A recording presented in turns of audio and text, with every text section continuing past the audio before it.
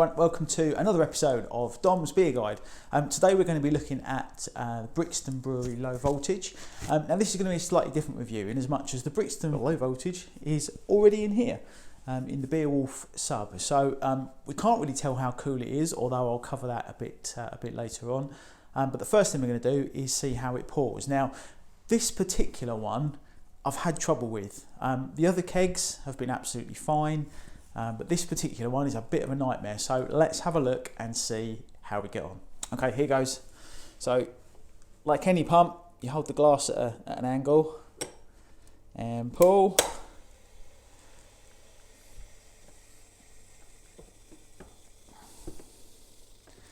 And what you end up with is a 99 ice cream. Now it could well be something to do with this particular keg. It might be a bit of a dodgy one. They do come from Amsterdam after all, but it's dripping. None of the others have done this, and every time you pour it you end up with something that looks like this.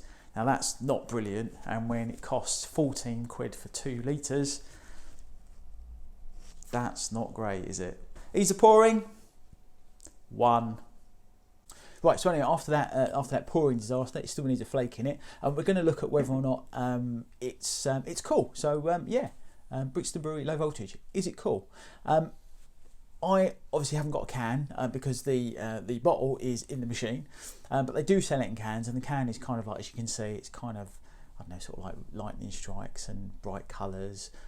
But comparing that to some of the other ones that are out in the market with like funky graphics and cartoons and that sort of stuff, is it cool? I'm not convinced it's the most inspiring can in the world, so I'm going to give it a 2.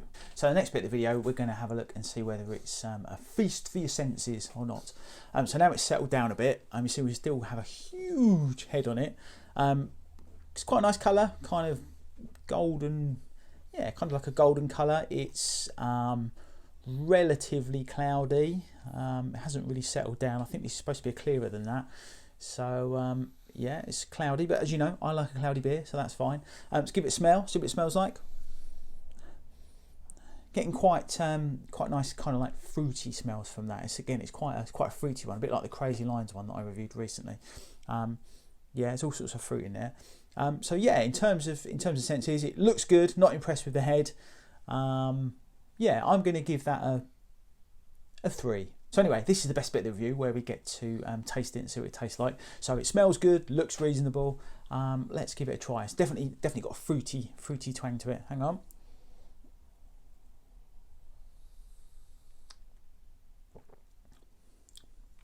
Now, funny enough, that doesn't really taste of a lot. It's got a twang of fruit, but nowhere near as powerful as the one with the Crazy Lines beer that I had the other day. Yeah, hang on.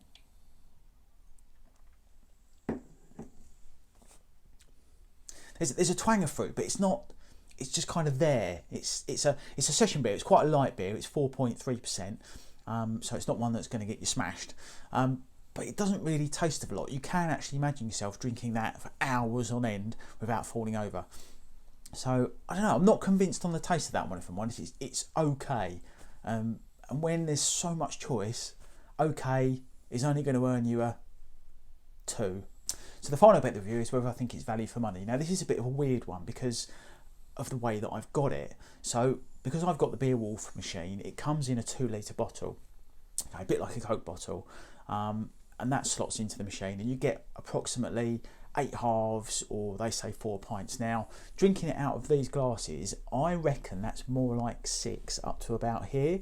So I'm not quite sure how accurate that really is. So the bottle itself actually costs £14.99, which makes it what, £4 a pint ish, £4.50 a pint. It's kind of pub prices, home drinking, a little bit expensive. I know you can buy this stuff in cans for around sort of £3 a can. And do you know what? Given the sort of the coolness factor, the senses, the taste, and the nightmare you have pouring it, you end up with a huge head every time. I'm not convinced this one is particularly great value for money.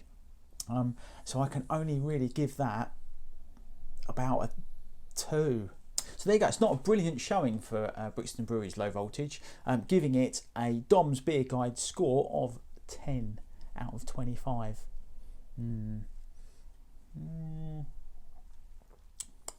Trying to change my mind. No, I'm going to stick with a 10. So yeah, that one, I don't know. Try it, but don't expect miracles. They do one called Electric, which is the one I had first time around. That is actually much nicer. This is just a bit Saturday afternoon, a bit boring, not interesting. And it's one that I would probably avoid. Anyway, so there you go. That's a quick review of Brixton Brewery's Low Voltage. Thanks as usual for watching. Don't forget to subscribe. All the social channels, you can follow those and see what else is going on. But yeah, we're growing. This is working. This is a good thing for 2021. Stick with it. And yeah, I'll see you next time. Cheers.